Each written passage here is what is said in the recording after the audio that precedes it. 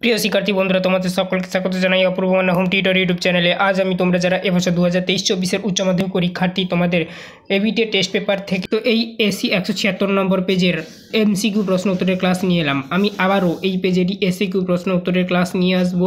আগে আমি কি করছি, তোমাদের যতগুলো ভূগোলের সেট রয়েছে এই এবিটি টেস্ট পেপারে সব এমসিকিউ প্রশ্নগুলো আলোচনা করে দিচ্ছি।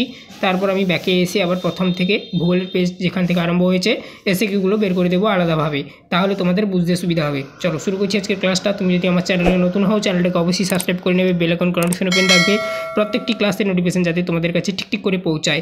ফার্স্ট প্রশ্ন একটি বলা রয়েছে, দেখো, ভূ অভ্যন্তরে যে শিলাস্তরের জল পরিবাহিত হয় কিন্তু সঞ্চয় হয় না তা ভাদস্তর। ওকে, অপশান এ হবে সঠিক উত্তর। 1 দাগের প্রশ্ন। 2 দাগের প্রশ্ন, দেখো, ভৌমজলের ক্ষয়ের ফলে উপপৃষ্ঠীয় খাঁজগুলিকে বলে ল্যাপিস। নেক্সট প্রশ্ন যাচ্ছি 3 দাগের প্রশ্ন, ভারতের মালাবার উপকূলে যে ধরনের তা হলো উত্থিত। তারপরে প্রশ্ন দেখো 4 দাগের প্রশ্ন, স্বাভাবিক ক্ষয়চক্রের শেষ পর্যায়ে এ ভূমিতে গঠিত হয় কি? গঠিত হয় মোনারক। তারপরে দেখো 5 দাগের প্রশ্ন কি বলা রয়েছে, পাখির পায়ে পালকের মতন দেখতে নদীর নকশাকে বলা হয় কি? পিনেট আকৃতির নদী নকশা। 6 দাগের প্রশ্ন দেখো, মৃত্তিকা এ ও বি স্তরকে একত্রে বলা হয়, উত্তর হবে কি? সোলাম। তারপরে 7 দাগের প্রশ্ন দেখো, নদীবাহিত পল্লল মৃত্তিকা যে ধরনের মাটি দেখা যায় তা হলো অ্যান্টিসোল। 8 দাগের প্রশ্ন দেখো, ক্রান্তীয় ঘূর্ণবাতের কেন্দ্রস্থলে শান্ত পরিবেশযুক্ত স্থান হলো ঘূর্ণবাতের চক্ষু, অর্থাৎ চক্ষু হবে উত্তর। নেক্সট 9 দাগের প্রশ্ন দেখো, বায়ুমণ্ডলের সমষ্ণতল ও সমচাপ তল সমান্তরাল হলে তা হলো ব্যারোট্রপিক। নেক্সট প্রশ্ন দেখো, পরবর্তী 10 দাগের প্রশ্ন, বায়ু সঞ্চালনের পরোক্ষ তাপীয় কোষটি হলো ফেরেলের কোষ। ঠিক আছে। 11 দাগের প্রশ্ন দেখো, পৃথিবীর মধ্যে সর্বাধিক জীববৈচিত্র্য দেখা যায় নিরক্ষীয় অঞ্চলে। তারপরে দেখো 12 দাগের প্রশ্ন, ভূমিক্ষয় কী ধরনের দুর্যোগ? প্রাকৃতিক দুর্যোগ। ভূমিক্ষয় একটি প্রাকৃতিক দুর্যোগ। 13 দাগের প্রশ্ন দেখো, জলসেচে সুবিধাযুক্ত স্থানে যে ধরনের কৃষি ব্যবস্থা গড়ে ওঠে তা হচ্ছে সেচন কৃষি।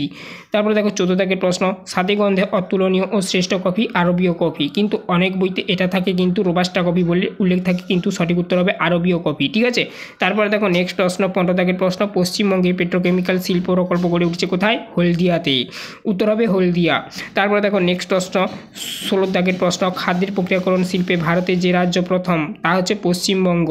তারপরে দেখো নেক্সট হচ্ছে 17 দাগের প্রশ্ন, 24x7 অর্থাৎ 24x7 উদ্যোগে যে শিল্পের সঙ্গে যুক্ত তা হলো তথ্য প্রযুক্তি শিল্পের সাথে যুক্ত এটা। তারপরে দেখো 18 দাগের প্রশ্ন, ভারতের দীর্ঘতম জাতীয় সড়কপথ হলো কী হবে? NH-44, উত্তর হবে। তারপরে দেখো 19 দাগের প্রশ্ন, একটি প্রায় শূন্য জনসংখ্যা বৃদ্ধির দেশের নাম হলো সুইডেন। তারপরে দেখো 20 দাগের প্রশ্ন, গ্রামীণ বসতি বেশিরভাগ মানুষ নিযুক্ত থাকে কিসে? কৃষিকাজে। তারপর দেখো 21 দাগের প্রশ্ন, ছত্তিশগড় রাজ্যটি গড়ে উঠেছে 2001 সালে। এই ছিল টোটাল তোমাদের এমসিকিউ প্রশ্নগুলো। আশা করি তোমরা বুঝতে পারলে। এমসিকিউ প্রশ্নগুলো সলভ করে দিলাম। এরপর নেক্সট পেজের আমি এমসিকিউ যা রয়েছে আলোচনা করে দেবো। তারপর আমি ব্যাকে এসে আবার তোমাদের এসিকিউগুলো আলোচনা করে দেবো আলাদাভাবে, মানে একটা ভিডিওর মাধ্যমে প্রত্যেকটি পেজের। ঠিক আছে। তো চ্যানেলে নতুন থাকলে অবশ্যই চ্যানেলটাকে সাবস্ক্রাইব করে রাখো প্রত্যেকটি ক্লাসের নোটিফিকেশান পেতে। তুমি যদি সায়েন্স, কমার্স, আর্টস যে কোনো স্ট্রিমে পড়ো, তোমাদের সমস্ত স্ট্রিমের এবিটিএ সলিউশনের ক্লাস পাবে আমার চ্যানেলে, আমি এবং আমার টিম মেম্বার দ্বারা। এবং কলেজ পর্যন্ত তোমরা পড়লে অবশ্যই সমস্ত বিষয়ের ক্লাস পাবে, বিভিন্ন প্রকার চাকরি পরীক্ষার প্রস্তুতি নিতে পারবে। আজ এই অবধি, সবাই ভালো থেকো, দেখা হবে নেক্সট ভিডিওতে।